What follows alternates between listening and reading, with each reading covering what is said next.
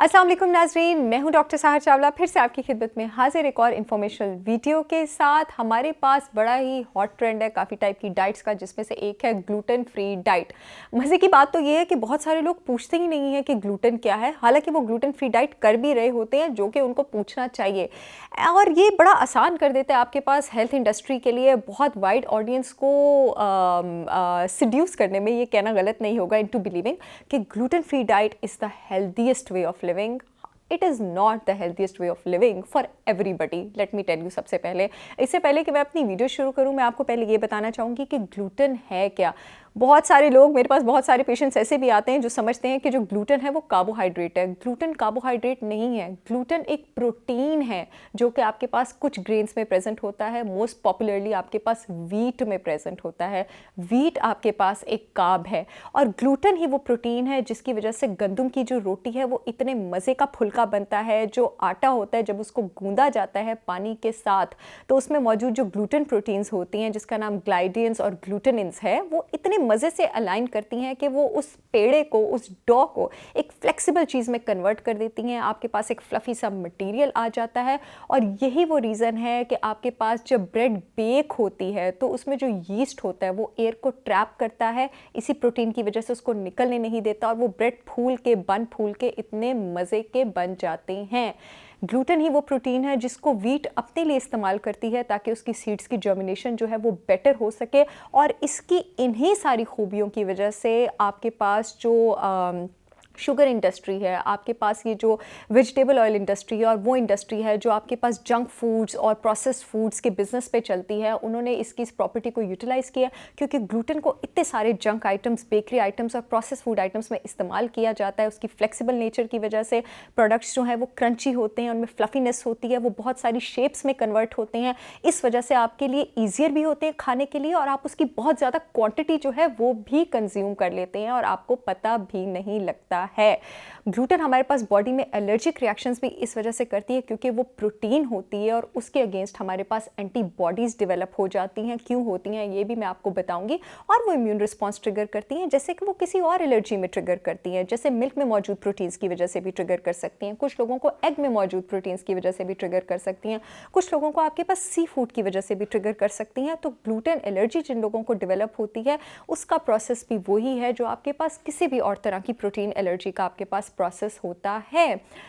What we need to know is कि क्या gluten इतना बुरा है या ग्लूटेन को जिस तरह इस्तेमाल किया जा रहा है इतना बुरा है जिसकी वजह से ग्लूटेन एलर्जी जो है आपके पास बहुत ज़्यादा बढ़ती जा रही है।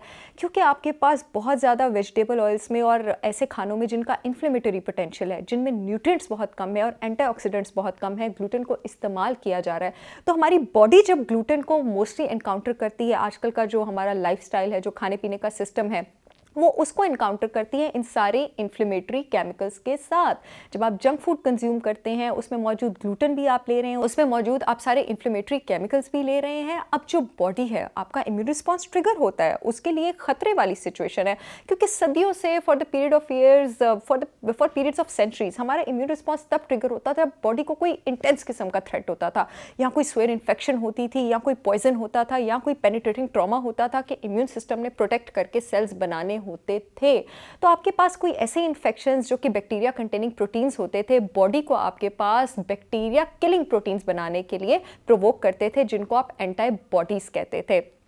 अब हमारे पास हम फॉर एग्जांपल अगर बहुत ज़्यादा इन खानों को कंज्यूम करते हैं, बहुत ज़्यादा स्टार्ची आइटम्स आप कंज्यूम करते हैं, बहुत ज़्यादा सीरियल्स, बहुत ज़्यादा पास्ताज, बहुत ज़्यादा क्रैकर्स, बहुत ज़्यादा burgers, and over the period of time 5, 10, 11 years, कुछ लोगों में जल्दी, डिपेंडिंग आपका इम्यून सिस्टम कैसे वर्क कर रहा है, तो आप अपने इम्यून सिस्टम को ट्रिगर कर रहे हैं कि वो उसके अगेंस्ट एक्ट करे। आपका जो इम्यून सिस्टम है वो उस वक्त इस कंडीशन में आ जाता है कि मेक एंटीबॉडीज फर्स्ट, थिंक बाद में।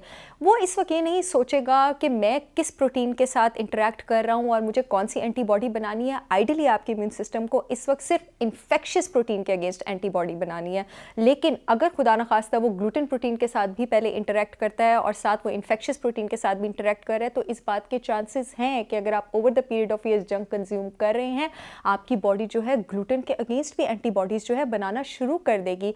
अब जब आप ग्लूटेन कंज्यूम करेंगे एवरी टाइम, चाहे वो आप प्रोसेस्ड खानों में कंज्यूम कंज्यूम नहीं भी कर रहे हैं तो आपकी जो बॉडी है वो ग्लूटेन एंटीबॉडीज़ बना चुकी है, और अगर आपकी बॉडी ने अपनी मिस्टेक रियलाइज़ नहीं की है और ग्लूटेन एंटीबॉडीज़ बनने के बाद उसको जिस्म से एक्सक्रीट नहीं किया है, तो ये एंटीबॉडीज़ जितनी बार आप ग्लूटेन लेंगे आपकी बॉडी पर एक्ट करेगी। ये रीज़न है कि वो लोग जो कुछ अर्सा जंक फूड खाते रहते हैं और सडनली जब एक रात वो उठते हैं 10-15 साल बाद, उनकी बॉडी जो है वो ग्लूटेन टॉलरेट नहीं कर रही होती, क्योंकि उनकी बॉडी ग्लूटेन एंटीबॉडीज़ काफ़ी अरसे से बना रही होती है जो वो प्रोसेस्ड फूड आइटम्स के साथ कंज्यूम कर रहे होते हैं, और अब उनकी बॉडी ने अपनी मिस्टेक रियलाइज़ करना छोड़ दी होती है। यहाँ पर मैं आपको ये बताती चलूँ कि जो आपकी इम्यूनिटी है 80 to 90% वो आपके गट से आती है। हमारे पास जो ट्रैफिक है इम्यून सेल्स की, जितनी भी हमारे पास हमारी आंतों और इंटेस्टाइन में जाती है एक दिन में, वो उससे कहीं ज़्यादा है एज़ कम्पेयर टू हमारी ट्रैफिक ऑफ इम्यून सेल्स जो पूरी ज़िंदगी के अरसे में हमारी ब्लड स्ट्रीम में जाती है।